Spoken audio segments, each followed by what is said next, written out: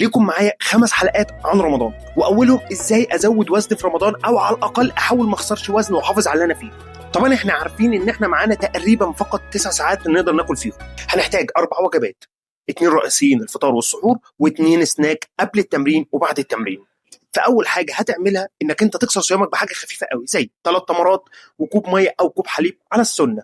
تروح تصلي المغرب وتصلي السنه وترجع تاخد فطارك. ونصيحتي ليك بلاش سوائل كتير، عايزين ناكل، عايزين نشبع الجسم بالعناصر اللي ناقصاه.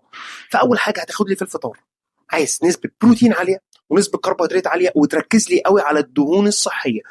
مثلا في الفطار هيبقى فيه سلطه تضيف لي عليها زيت زيتون، وتحاول انك تستخدم الصوصات. انت راجل عايز تزيد، انت راجل عايز ترفع الكالوريز بقدر الامكان. بعد ساعتين او ساعتين ونص تجهز الشيك بتاعك اللي هتاخده قبل التمرين. الشيك ده هيكون عباره عن، لو انت معاك بروتين هتاخد سكوب بروتين، هتحط معاه فواكه مع كوب حليب مع نتس، يا اما هتحطها في الخلاط يا اما هتاكلها، والافضل تحطها. ليه بستخدم الخلاط قبل التمرين؟ انا عايز الخلاط يكسر لي كل الفايبر او اي حاجه هتاخد وقت في الهضم. هنحط فواكه، هنحط الحليب، هنحط النتس، هنحط سكوب بروتين لو معانا، ونضرب الشيك دوت علشان يتخلط، علشان يبقى هضمه سريع قبل التمرين. وبعد من 45 ل 60 دقيقه تروح على تمرينك. السناك رقم 2 او الوجبه رقم 3 دي اللي هتاخدها بعد التمرين ب 30 دقيقه. عايزك تتجنب خالص الدهون في الوجبه دي، هتركز لي على البروتين السريع والكرب السريع، زي تاخد لي 4 بياض بيض مع بطاطس مهروسه بدون الجلده او القشره بتاعتها خالص. ليه؟ علشان انا عايز الوجبه دي تتهضم في اسرع وقت، علشان نبقى مستعدين لوجبه السحور. والوجبه رقم 4 السحور.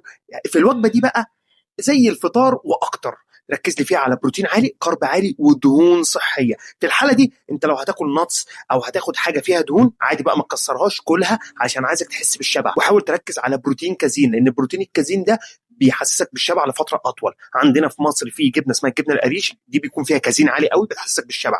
او تستخدم البروتين الكازين اللي هو الشيت زي الكوكودو او الحاجات اللي بتتشرب. الكازين ده بيبطئ العمليه وبياخد من 7 ل 8 ساعات هضم وامتصاص، فيحسسك بالشبع لاطول فتره ممكنه ويغذي الجسم بالبروتين اللي هو محتاجه لفتره اطول. وبالنسبه لنصيحتي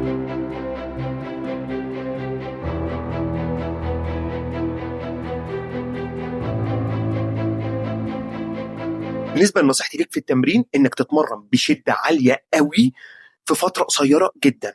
التمرين كله على بعضه ما يوصلش للساعه، ما بين ورم اب تسخين 5 دقائق 10 دقائق، وتتمرن تمرين المقاومه بتاعك، وتجنب لي خالص الكارديو بعد التمرين. انت راجل عايز تزيد، هتلعب لي بشده عاليه قوي. ويا سلام لو تاخدها سوبر سيت. سوبر سيت بينجز معاك الوقت جدا بشده عاليه لفتره صغيره.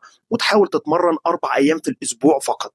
احنا هدفنا في رمضان نحافظ على الوزن اللي احنا وصلنا له والشيب والفورمه اللي احنا وصلنا لها، ويا سلام لو نزود عليها شويه.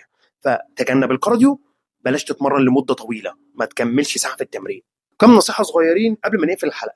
اول حاجه انا بقول لك بلاش تشرب ميه مع الوجبات عشان ما تملاش بطنك على الفاضي، لكن ما تاخدش ده على باقي الليله. لازم تشرب ميه بين الوجبات كتير عشان نعوض السوائل اللي الجسم بيخسرها واحنا صايمين. رقم 2 بلاش مجهود ملوش لازمه. بلاش الفرق والطلوع والنزول ومع اصحابك وخروج وتعالى لا، تمرينك، شغلك، دراستك، شكرا. رقم 3 حاول تحافظ على النوم علشان بقدر الامكان تعمل ريكفري وتبني فيه عضلات، لان ده الوقت اللي انا ببني فيه عضلات. ورمضان كريم علينا وعليكم، يعود علينا بالخير والبركات يا رب، وكل عام وانتم طيبين. وزي ما بقول لك دايما خليك رياضي وخليك صحي، خليك ذكي.